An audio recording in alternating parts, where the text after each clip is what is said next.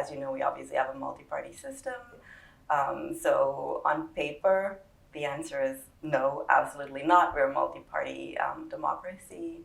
At the same time, we also know that in its current form, at least when it comes to national elections, it's unlikely that a party other than the ANC would win an election in the foreseeable future, which means that your political destiny is pegged to whatever happens within one party. So in that sense, it makes it look like a one-party state.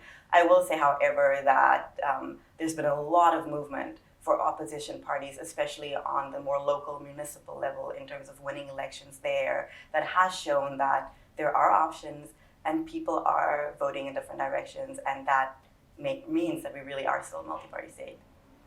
So over the last 23 years, the biggest opposition party has been the Democratic Alliance, right, the DA.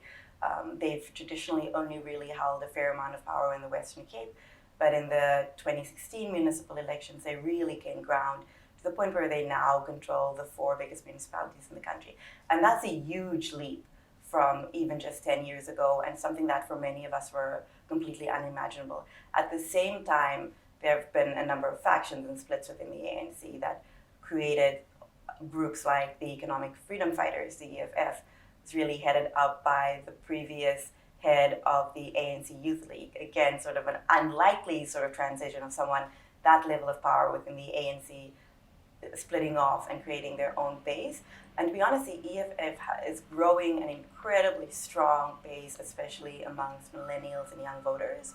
And that's certainly something to take into account as we move forward.